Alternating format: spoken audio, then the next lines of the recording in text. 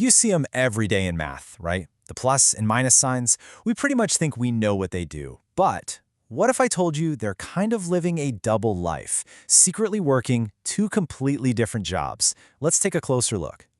So let's just dive right in. The big question we're asking today is, what job are these signs actually doing? Because as we're about to find out, it's not always as simple as just add or subtract. And to get our brains warmed up, here's the little puzzle of the day. 3 minus -2. This expression trips people up all the time. Why on earth does it work the way it does? Stick with me because by the end of this, the logic behind this is going to be crystal clear. Okay, to solve that puzzle, first we need to unlock one big idea. The fact that plus and minus signs can have two very different jobs. One job is to describe a number, and the other is to command an action. You know, a really fantastic way to think about this is to use an analogy from language. A sign can be like an adjective, describing a number's quality. Is it a positive number or a negative number? Or it can be like a verb, an action word, telling you to do something, like add or subtract. And this slide just lays it out perfectly. Over on the left, the sign is part of the number's identity. It's a description. We say -5. But on the right, that sign is an instruction. It's a command telling you what to do with the number 5. Two totally different roles. So that's the theory.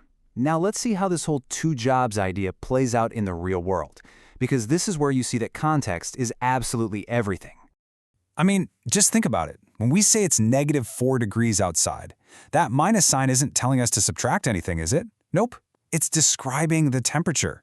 It means it's below 0. Same exact thing with money. A negative balance describes a debt. The sign gives the number its whole meaning based on some kind of starting point. So let's say we want to find the change in temperature from -4 degrees up to +3. We'd write an expression that looks just like this. And check it out. There it is in the wild. Those two minus signs are doing completely different jobs. The first one is a verb, subtract. The second one is an adjective. It's just part of the name of the number, -4. Okay, so this brings up a really good question. We see numbers without signs all the time. If the sign is what gives a number its context, what does a plain old 5 actually mean?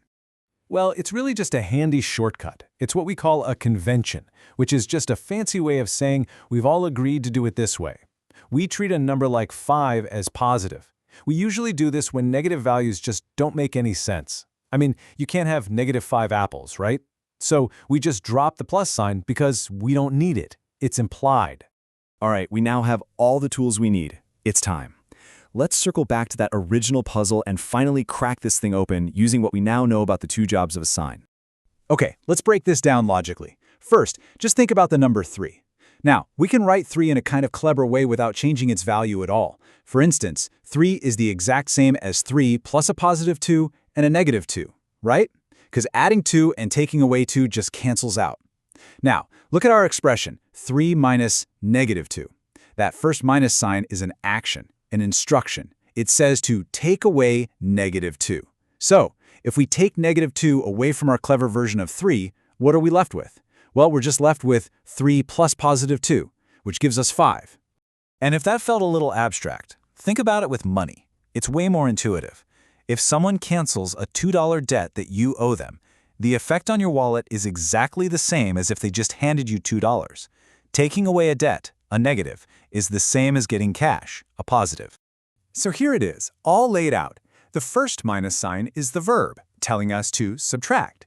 The second minus sign is the adjective, telling us what kind of number we're subtracting, a -1. Once you understand these two different roles, the answer being 5 isn't some weird magic rule. It's perfectly logical. So the really important point here isn't just about getting the right answer to one problem. It's about learning to read mathematics with more precision, just like you'd read a sentence in a book to really get its meaning. So many of us just learn that vague rule, 2 minuses make a plus. But honestly, that's not very precise, and it can be really confusing. The clear explanation that subtracting a negative number is the same as adding its positive counterpart, that tells you why it works. It connects everything back to those ideas of action and description. So how can you put this into practice? First, be precise with your language. Try to say -5 for the number and subtract 5 for the action. Use those real-world visuals to help you. Think about number lines, thermometers, money, and maybe most importantly, always just pause for a second and ask yourself that one question. What job is this symbol doing here?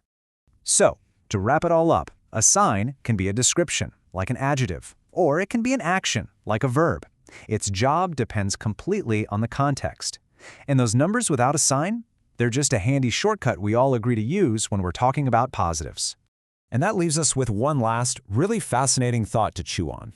Is a number like 5 naturally positive, or is it only positive by agreement? It's a great question about how we build meaning in math, and a perfect place to leave things for today. Thanks for joining me.